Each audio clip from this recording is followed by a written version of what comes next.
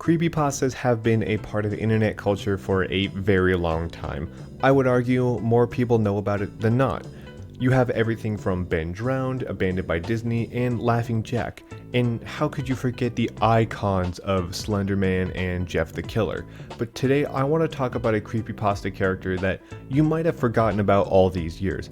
In fact, this is the first creepypasta that I was introduced to at a very young age. Of course, I'm talking about the Tails doll. Now, the Sonic franchise has a very loyal and passionate fan base.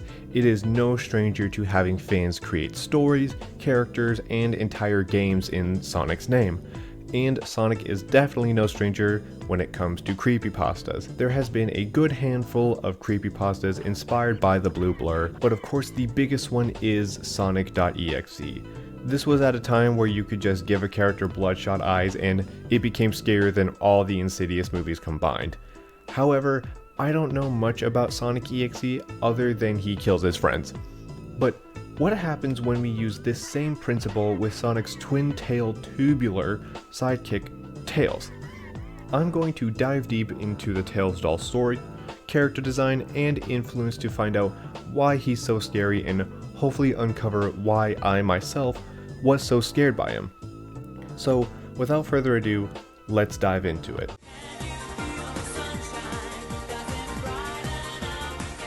So first there's his story, quote unquote.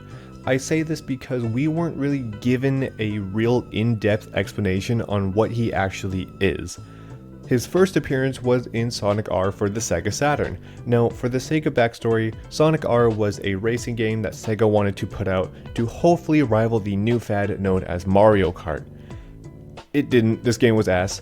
Now, I haven't played the game, but I have watched countless reviews on it, and from the looks of it, people mostly like it for the nostalgia factor because they've mentioned very frequently that the gameplay wasn't the best, and from watching footage of the game, can you blame them? It looks like you're running on hardwood floors with new socks and the constant fear of slipping. This game looks rough, but for some reason, out of all of its flaws, the star of the show was this little ragdoll looking fool called the Tails doll. The Tails doll was an unlockable character that you could get after collecting a certain amount of coins on a certain track and then beating him in a race. And at the time, that was it. He was just a weird looking character that had just been introduced to the canon. The Japanese description was that he was made by Dr. Robotnik as a copy of Tails, just like how he made Metal Sonic to be a copy of the real Sonic. The reason he was a doll was so that he could be used as a decoy dummy to help trap Sonic. That's all we were given. But as always, the internet took him under our wings and proceeded to absolutely warp our reality to thinking this Beanie Baby looking ass doll could actually kill us. Which is what I want to get into next. What exactly did the fandom change in his design to make him look and come off as more unsettling and scary? So let's talk about that next.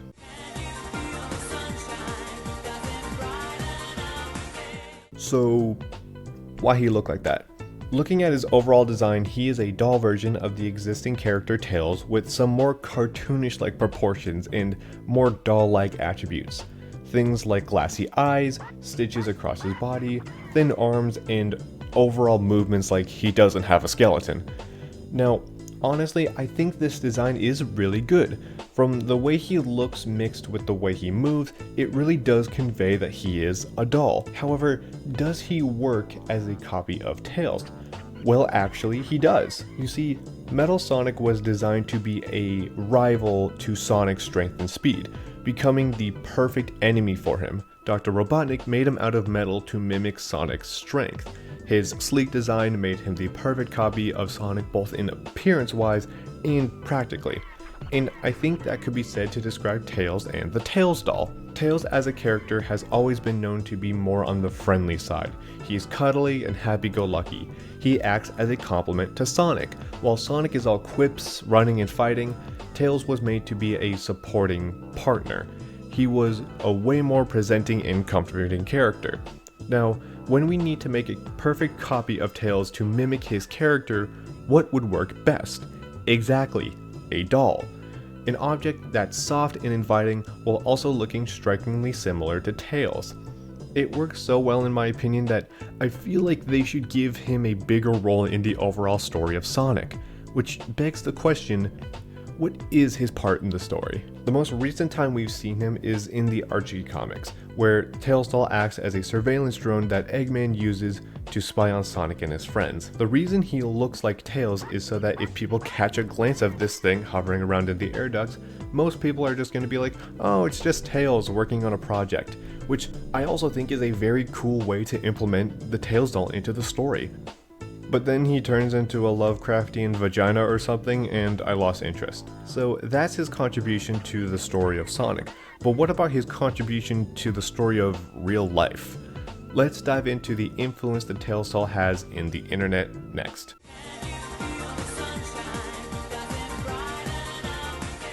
So what made the Tails doll such a popular figure and not just a background character? Well, I feel like I need to bring up something that the internet loves talking about: mascot horror. It feels like you can't get away from mascot horror these days. FNAF, Poppy's Playtime, Garten of Banban, and many others can be considered mascot horror. But I feel like the Tails doll was one of the first instances of mascot horror and the Uncanny Valley being used in media. For those of you who don't know what the Uncanny Valley is, it's a phenomenon that was created to explain our uncomfort with something that appears to be human but is not. This came from the rise of robots that were designed to look like humans but aren't human. Over time, we kind of warped this definition so that it's not just something that looks human, but acts human as well. Animatronics are the best example of this. Robots that are based off of a mix of real-life animals and humans that are usually given human clothes, objects, voices, and movements. They act like humans and resemble humans, but because we know for a fact that it's just a lifeless robot only mimicking a human identity, that causes us to be uncomfortable and wary of it. Now, how does this apply to the Tails doll? Well, to put it simply, dolls aren't supposed to be floating around and competing in triathlons. The Tails doll was already designed to be a copy of an already human-like character who himself could be a part of the Uncanny Valley depending on your view of it. So that's like double. When you think of it that way, then it kind of makes sense how people twisted him into this murder doll machine that can give Annabelle a run for her money. Okay, I feel like I've rambled on enough about this Uncanny Valley aspect. Let's talk about the biggest influence he has on the internet, which is his actual creepypasta: The Curse of the Tails Doll. The Curse of the Tails Doll creepypasta has a few variations of the story, but all of them have the same gist, so I'll go over that. Alright, scary story time. One day, a father got his son a copy of Sonic R for the Sega Saturn. His son loved it so much that he played it for the entire day. After nighttime fell, the father put his son to bed and went to fall asleep himself. After a while, he felt a presence at the front of his bedroom door. The father got up and opened the door to see a bloody doll version of Tails on the ground motionless. Thinking it was just a weird prank or something his son left, he threw away the doll due to it being dirty. Later on in the night, he heard the doll again. For some reason, the only thing he could think about is his son. He bolted to his son's room, where all he heard was the Tails doll saying, "You are coming with me forever." The father throws the door open to see his son missing with no trace left behind. Suddenly, the TV turns on in front of him. The TV was just playing static until the song "Can You Hear the Sunshine" started slowly playing. It was the Tails doll signature song of the game. Finally, a picture of the Tails doll shows up on screen.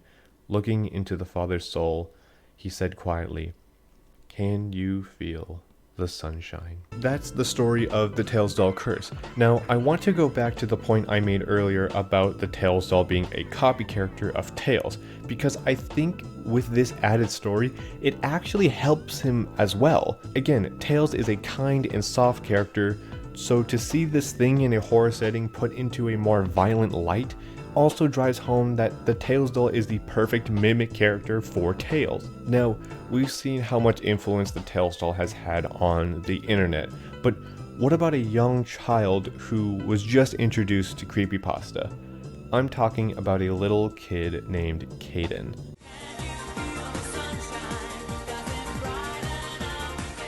Now, remember, I saw this creepypasta when I was around 4th grade. I was 10. and it destroyed me. I had nightmares of the Tails doll, I had a hard time sleeping because of him too. I even remember having daydreams about it that I couldn't get my mind off of. This orange peel ass motherfucker was Panini and I was Chowder from how much he was traumatizing me.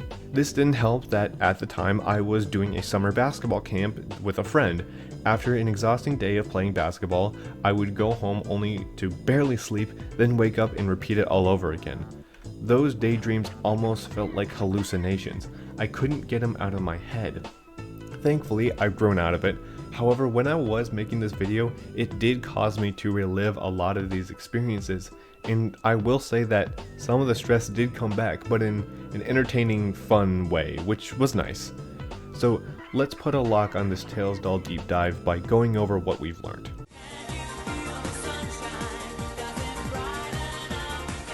Overall, from his out-of-nowhere insertion into the lore, his contribution to the Sonic story, the concept of the Uncanny Valley just showing up on the internet, and the creativity of the fans, it's no wonder that this thing terrified me as a child. The Tails doll's design created a perfect canvas for fans of Sonic to create an interesting and terrifying character. A character that would entertain and frighten a massive group of people. Video after video has been made about the Tails doll curse, all of them being extremely dated now, but still fun to watch if you want to go down memory lane. And that's what I think is cool about creepypastas. We can look back on them and see how far we've come along with our storytelling and see how we've become inspired by the stories of those times to create something new and fresh that maybe, just maybe, could be used to inspire someone else to create something amazing. And that's the end of the video. Thank you so much for watching. I hope you enjoyed the video. Let me know what you think about it in the comments below. Make sure to follow my socials in the description to stay updated on what and when I post, and also have a say in what kind of video I make next. I also post my art on there, so go give it a follow. Also check the end card for more videos by me. Thank you for watching again, and in the meantime, make sure to relax today.